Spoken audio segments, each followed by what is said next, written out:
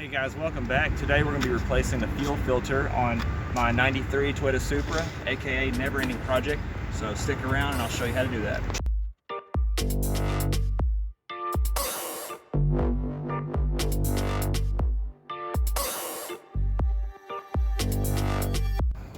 Alright, now once you have your car up on jack stands, you're going to have a 19mm wrench on this back side to hold the filter still, and then on the Banjo bolt side it's a 17. I'm using a 6-point socket.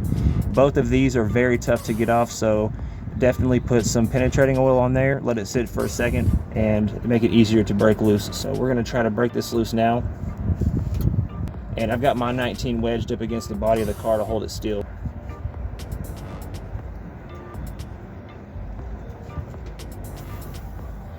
And I pulled the fuel pump fuse on mine to relieve the pressure. You're still going to have some gas, so beware of that.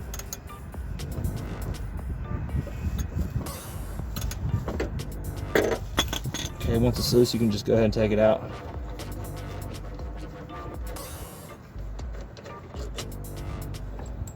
Okay, and our washer just fell. That's fine. We have new ones. A Banjo bolt, sit that somewhere aside where it won't get lost. Now we're going to move on to the 14 on the back.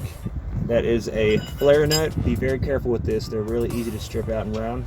All right, guys, I got to be honest with you. I searched the forums and everybody said this flare nut is really difficult to get off. And right here, it is. I tried it with my 14 and it started to slip. So they all recommended vice grips on it first.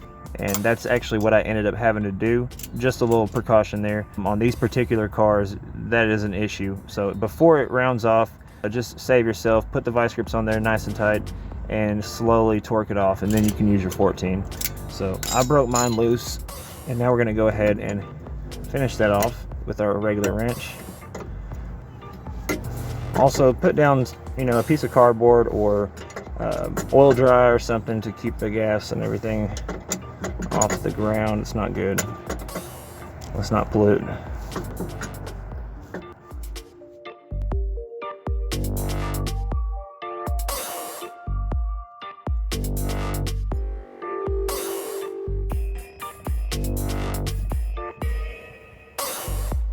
All right, once we got our line off, the next thing you want to do is take off these tins.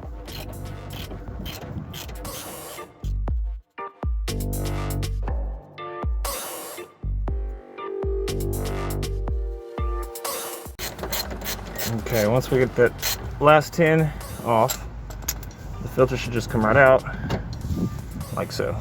And I chose to use the OEM replacement from Toyota. OEM parts tend to work better, in my opinion, and they also included these 2 crush washers for the lines.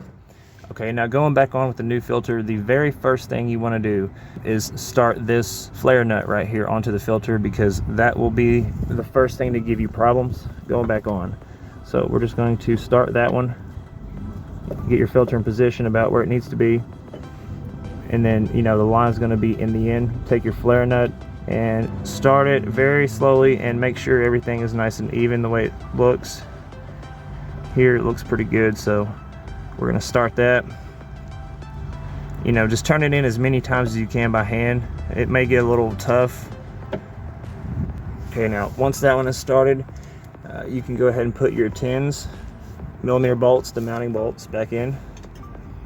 And we're just going to kind of start these by hand too.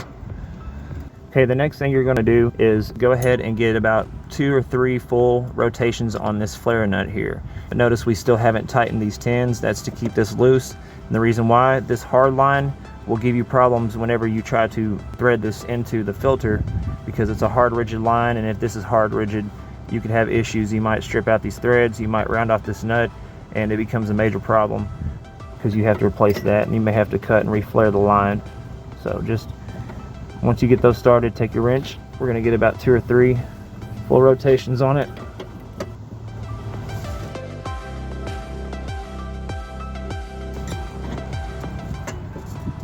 All right, and that feels pretty good. And we're just going to stop right there on that, and we're going to tighten these up now the rest of the way.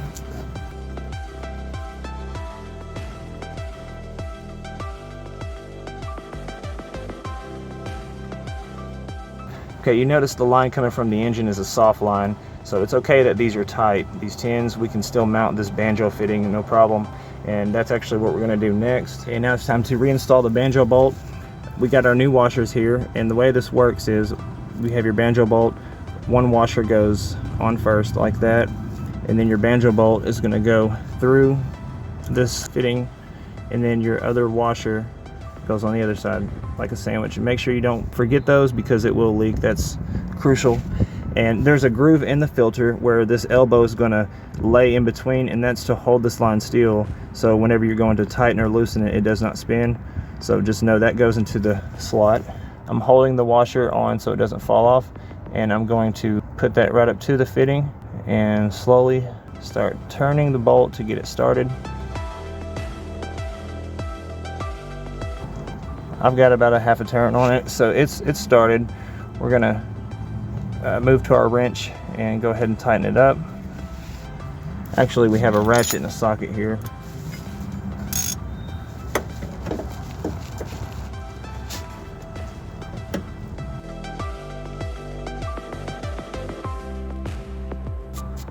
And you don't want to go too crazy tight with either one of these, honestly. Just make sure they're tight. Okay, now we're going to move back to this 14 flare nut back here that we started, and we're just going to finish off tightening that, and that is it.